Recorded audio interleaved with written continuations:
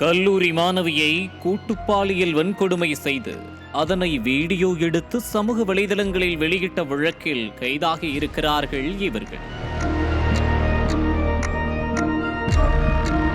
கன்னியாகுமரி மாவட்டம் கொல்லங்கோடு மீனவ கிராமத்தைச் சேர்ந்த 19 வயது மாணவி ஒருவர் கல்லூரி பயின்று வருகிறார். இவருடன் பயிலும் சின்னத்துறை மீனவ கிராமத்தைச் சேர்ந்த மாணவன் சரத் பிரியன் என்பவர் தனது நண்பனின் தாயாரின் பிறந்த நாளை கேரள கடற்கரை பகுதியில் கொண்டாட உள்ளதாக கூறி ஏமாற்றி அழைத்துச் சென்றுள்ளார். பின்னர் அங்கு மது அருந்திவிட்டு மாணவிக்கு பாலியல் தொந்தரவு கொடுத்துள்ளார். அப்போது அங்கு வந்த அந்த பகுதியைச் சேர்ந்த மீனவர்களான சாஜன் மற்றும் ஐபின்ஸ் ஆகியோர் சரத் பிரியன் மற்றும் அவரது நண்பர்களை தாக்கி கட்டி வைத்துவிட்டு அவர்களது முன்பாகவே மாணவியை மிரட்டி கூட்டு பாலியல் பலாத்காரம் செய்துள்ளனர். அதனை வீடியோவாக எடுத்து வைத்துவிட்டு மாணவியின் செல்போன் எண்ணை வாங்கிக் கொண்டு மிரட்டி அனுப்பியுள்ளனர். தொடர்ந்து மாணவியை செல்போனில் தொடர்பு கொண்டு பேசிய காமுகன்கள் தங்களுடன் உல்லாசமாக இருக்க வரும்படி வற்புறுத்தி வந்துள்ளனர். இதற்கு மாணவி சம்மதம் தெரிவிக்காமல் இருந்து வந்ததால்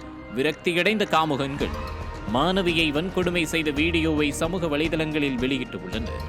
இதனால் அதிர்ச்சியடைந்த மாணவி தனக்கு நேர்ந்த கொடூரம் குறித்து கேரள மாநிலம் பொழியூர் காவல் நிலையத்தில் புகார் அளித்தார். அதன் பேரில் விசாரணை மேற்கொண்ட கேரள போலீசார் சாஜன், சரத் பிரியன் மற்றும் ஐபின்ஸ் ஆகியோர் மீது வழக்கு பதிவு செய்தனர். பின்னர் சரத் பிரியன் மற்றும் ஐபின்ஸை கைது செய்தனர். இருவரும் கைது செய்யப்பட்ட தகவல் தெரிந்ததும் முக்கிய குற்றவாளியான சாஜன் தலைமறைவாக இருந்து வந்தார்.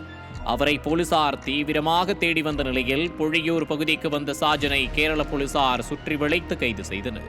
நண்பருடன் கேரளாவிற்கு சென்ற கல்லூரி மாணவியை மிரட்டி கூட்டு பலாத்காரம் செய்த சம்பவம் அதிர்ச்சியை ஏற்படுத்தியுள்ளது.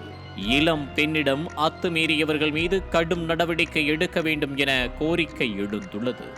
நியூஸ் ஜே செய்திகளுக்காக விளவங்கோடு செய்தியாளர் ஃபெரோஸ்கானுடன் புஷ்பவேல்.